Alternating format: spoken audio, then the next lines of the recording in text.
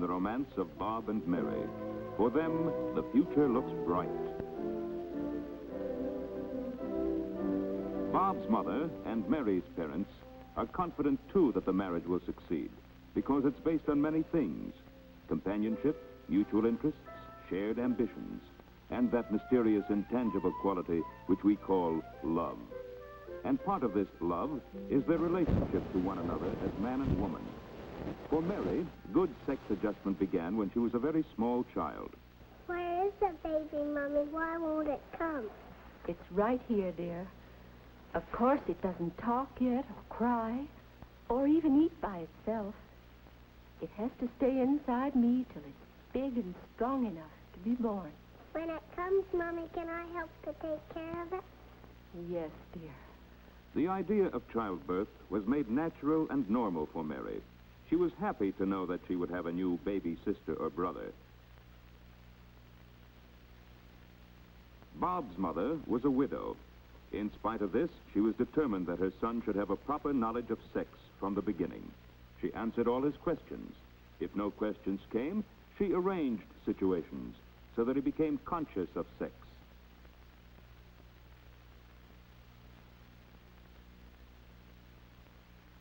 When he was little, Bob and his mother were always together, and they had a wonderful time.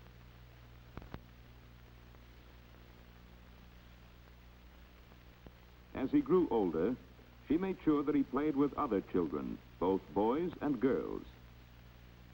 And when he was older still, she was pleased and proud that he seemed to fit in well with the boys. In fact, when he was about 10, he actually scoffed at playing with girls.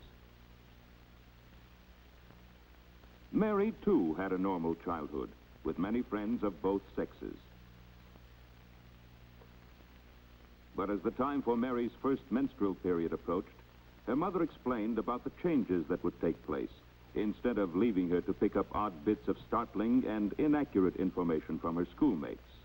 Mary's father and mother got along well. They had their occasional quarrels, but in general, home life was pleasant, natural, and secure. Hi, Duchess. Hi. At about 11, Mary went through a sort of reversal.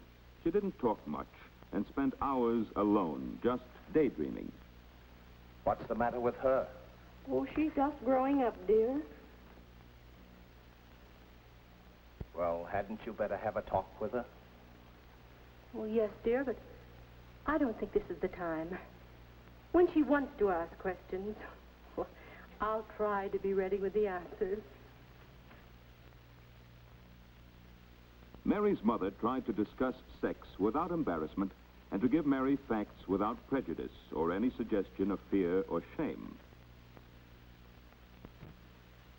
At about 12 and a half, Mary reached puberty.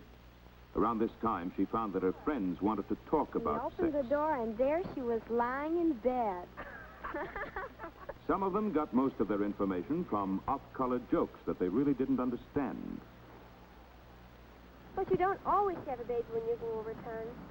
I read in a book that you don't have a baby. Some of them learned about sex from books, but there were so many things that they didn't know. If you marry your first cousin, do you have a deformed baby? Does kissing have anything to do, about having babies? Are you afraid of having a baby, Mary? No, I'm not. Because after all, people have been having babies for thousands of years. And nowadays, doctors have so many ways of making it safe. Mother said... For Mary, the fulfillment of a healthy sex life held no fears. Sex was not something sinister to be whispered about, but it was a natural function which could contribute to the ultimate happiness of home and a family.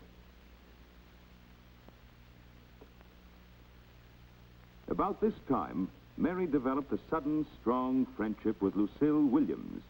It seemed that Mary could talk better with Lucille than with anybody. They had absolutely no secrets from each other. They were inseparable. To Mary's mother, it seemed unnatural, this continual intimacy, this concentration of affection on one not very unusual girl.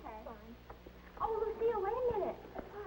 Ethel. We forgot about Ethel. We're going to have to bring her. Oh, we don't have to bring her. You know what she's like with boys and everything. Mary, darling, You're keeping Lucille from her dinner. Oh, I was just leaving Mrs. Gibbs. Well, bye. I'll see you tomorrow. Okay, then. Bye. Bye. Mother forgets the devotion she had for her own girlfriend about 25 years ago. Next, there was a crush on Ethel Hampton, senior girls tennis champion. Mary seemed to have a real need to be stirred up about someone.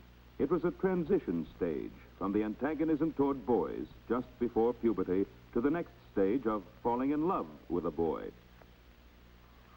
Soon she reached that stage.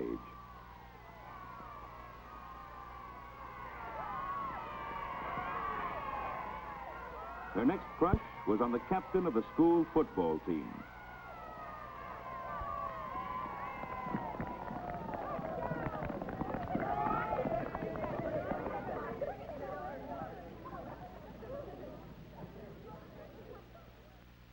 She spent hours trying to make herself more attractive, imagining herself in all sorts of romantic situations.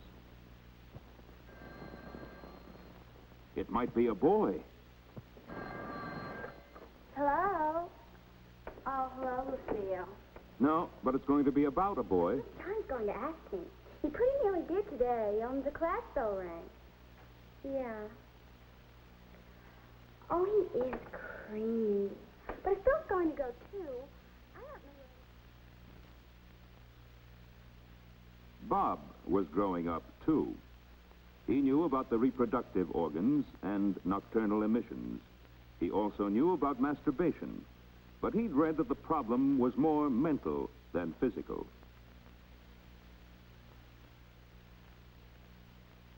He knew that the healthiest life for him was to have plenty of exercise and fresh air. He liked football, and the coach was a hero who could do no wrong. Bob tried to be as much like him as he could.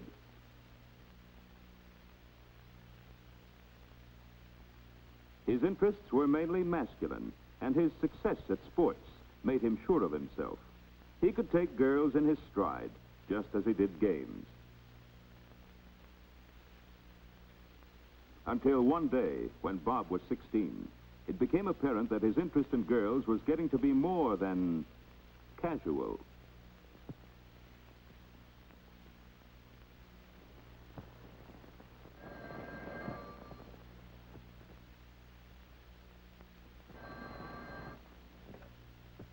Hello? Oh, hi, Ken. How are you? Oh, she's okay. But I can do better than her, Kenny. She's going around with Dave anyway. Well, let him keep her. Well, sure I could. I just didn't want to. Well, so what? I've got better prospects than her, too. You should see the one I'm taking tonight. Sure, that's the one, Elsie. What a doll. Her old man's got a car. Lets her use it every Friday. I'm taking her down to Slip's Pond tonight. We might go in for a little swim.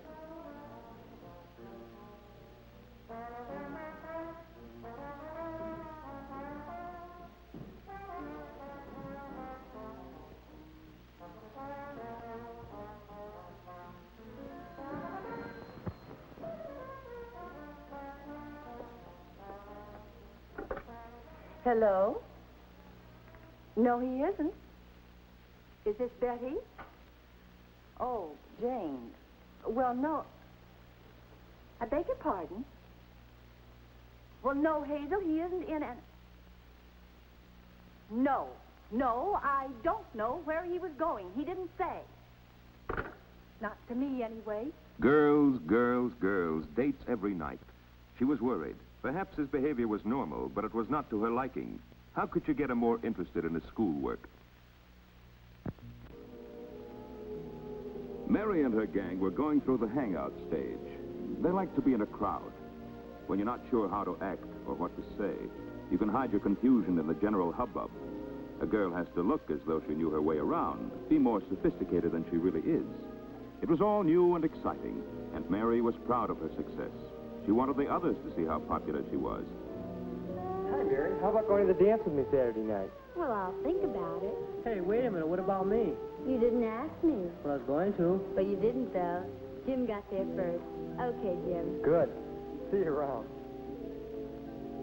A little popularity gives one self-confidence, which isn't a bad thing in moderation.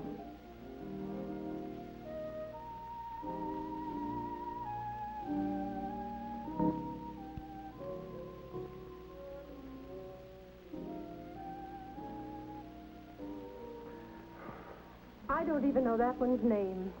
Alan, I'm worried about her. She's getting so silly over the boys. You should hear her on the phone. I have.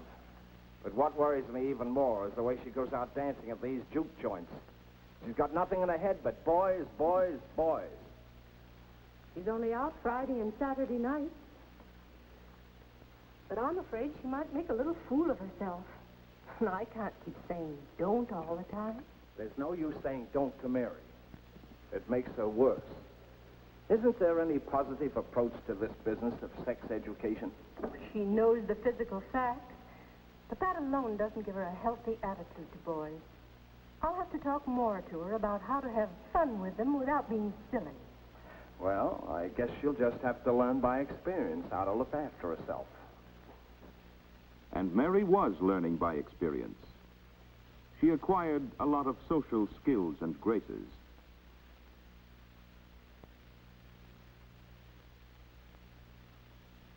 She learned how other people are likely to react to different situations. She learned about herself. And by going with a lot of boys, she found out what kind of boys she really liked most. And her mother tried to help her develop sound judgment about boys, not to be influenced by superficial glamour or the opinions of others. Because her mother never seemed shocked, Mary talked freely with her. By 16 and a half, Mary had settled down to go steady with one boy, George Palmer, who was in her class at school. He wasn't her ideal, but she liked going steady because it meant that she was always sure of having a date, and she never felt left out and unpopular. Her parents thought George was a nice boy, and they were glad to know who Mary was out with at first. But after several months, her mother began to be afraid that the affair was becoming too serious. Actually, Mary and George were at the point of breaking up anyway.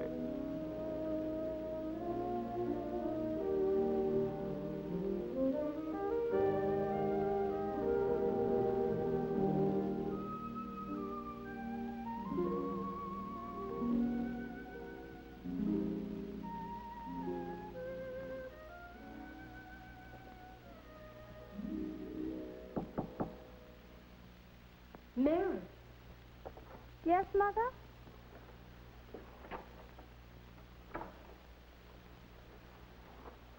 George again? Yes. You've seen so much of him, Mary. But I've told you, he's just a date. Can't I have dates if boys want to take me out? Boys, yes.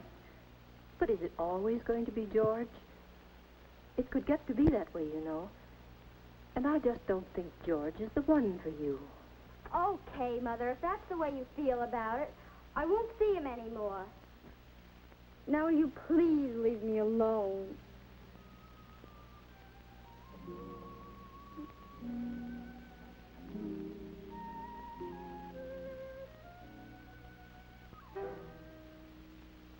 Bob's mother was having her troubles, too.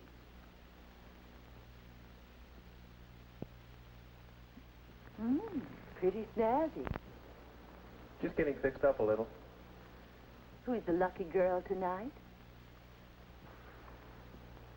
Do I have to turn in a written report?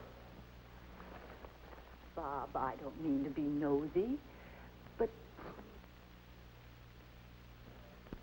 if it's Marion again, she just isn't the kind of girl I like to have you going out with. Look, Mom, it's me that's going out with her, isn't it? And I think she's okay. Just because your bridge club and some of those other old dames run her down doesn't We're mean that... not old dames. I don't mean you. You know better than that. And we don't run her down. Okay, so you don't. But I pick the girls I take out, don't I? Yes. I guess you do. Good night, Mom.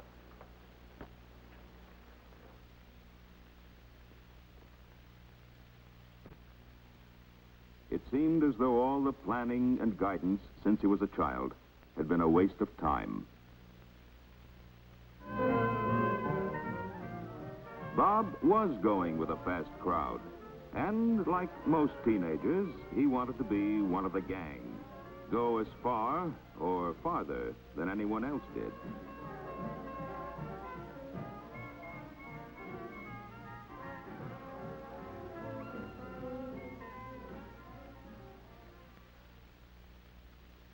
His mother didn't know what to do. If she said anything, he just became more secretive and defended his friends against her old-fashioned morals, as he called them. She felt that somehow she had failed in his training. In the meantime, Mary had a new steady, Stanley Brooks. He had a good disposition, intelligence, reasonable good looks. He came closer to her ideal than George had. In fact, she thought this might be the real thing. Mary senses that her mother approves of Stan, and this encourages her to talk to her about him.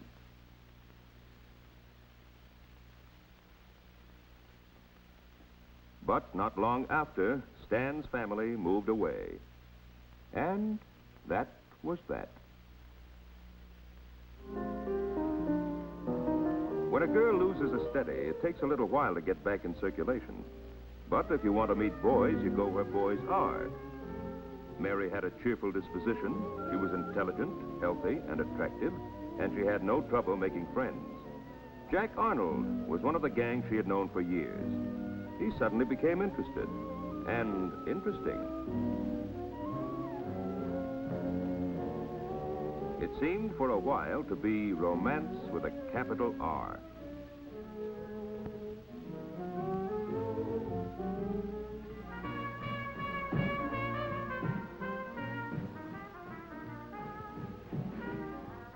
Jack, please don't do that. Don't act like an iceberg all your life. Look, we love each other, don't we? Yes, but after all... After all what? Take me home. Now Mary began to realize what her mother had meant all these years. Through her own experience, Mary was developing a sound ideal of what love should mean in her life. It was not what Jack offered. A change is coming over Bob, too. Come on, Jeannie, time I was getting you home. Oh, why? It's early. Work, Jeannie, work. I've got exams coming up in the morning. What a party pooper. Bob had been to plenty of wild parties. It wasn't so excitingly new anymore, and life was full of other interesting things. He had a career to think of. He began to stay at home more. This engineering stuff really takes slugging. You're going to lose out with your girlfriend. Don't worry. I won't. He still enjoyed parties. He still took out girls, a different one every week. But his perspective had changed. The desperate rush to find out all about sex was over. In his case, too, early training was taking on new meaning through personal experience. Mary had broken off with Jack, and by chance she turned up at the same party as Bob.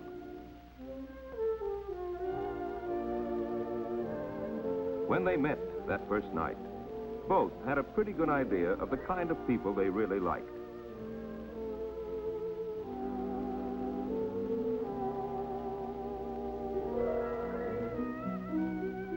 It didn't seem much different from other dates at first, but after a few weeks, both knew that it was different. Petting was not just a form of entertainment or an experiment. There was real affection and mutual respect. More and more, they found in each other the things they were looking for. Being together heightened the enjoyment of everything they did. They tried to be together all the time.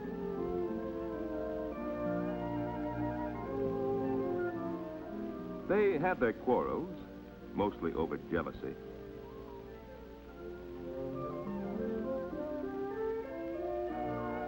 But each time they knew from the beginning they'd make up. They both had a good sense of humor. They both enjoyed doing the same things.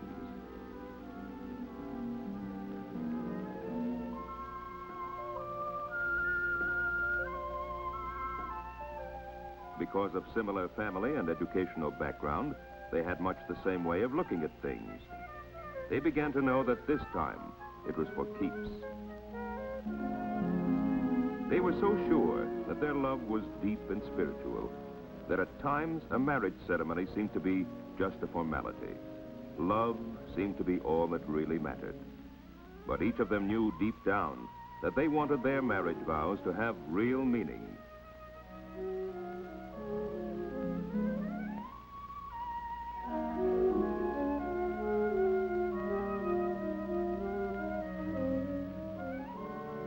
Bob and Mary had a healthy attitude toward one another as man and woman that was built up step by step since childhood. First, each of them learned the biological facts of sex as soon as they were able to understand them. Second, they learned about the other sex from their own experience.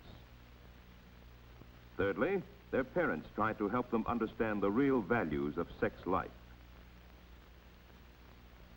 And finally, long after reaching physical maturity, they became emotionally independent of family apron strings. Now, they're on their own.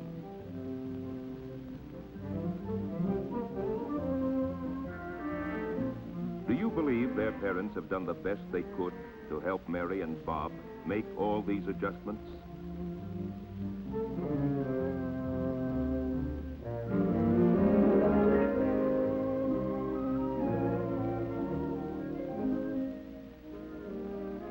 Are Mary and Bob typical of our teenagers? Have they a sound background for marriage? What do you think?